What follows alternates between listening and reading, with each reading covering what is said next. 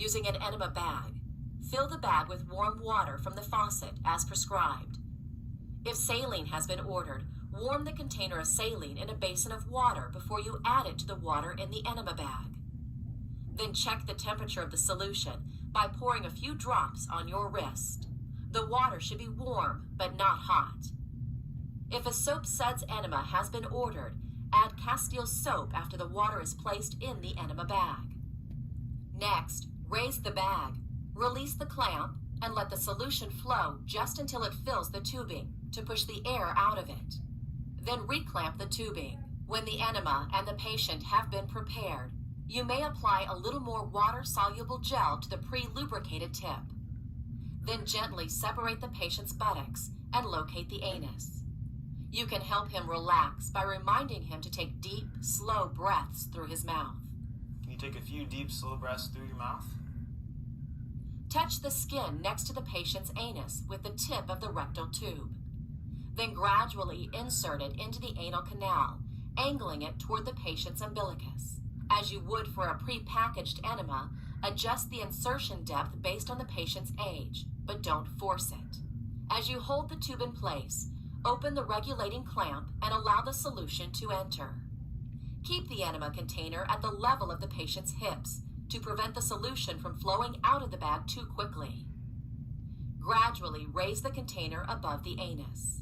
For a high enema, raise it 12 to 18 inches, or 30 to 45 centimeters. For a regular enema, raise it 12 inches, or about 30 centimeters. And for a low enema, raise it 3 inches, or 7.5 centimeters. Once the flow of the fluid has been established, you may hang the enema bag from an IV pole.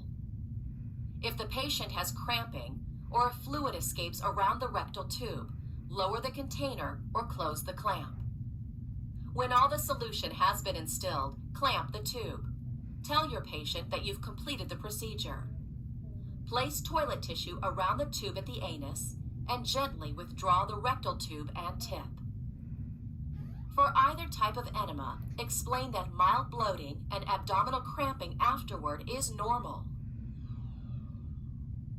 Ask her to retain the solution for as long as possible while lying on her side in bed. Stay at the bedside, and when the patient is ready, help her onto the commode or bedpan, or accompany her to the bathroom.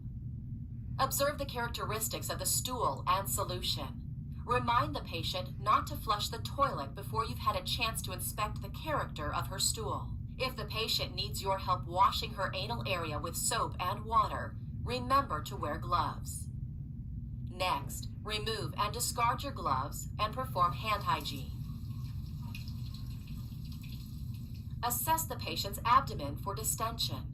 If she was given the enema to relieve constipation, ask her if her symptoms have subsided. Help the patient into a comfortable position and show her how to summon assistance.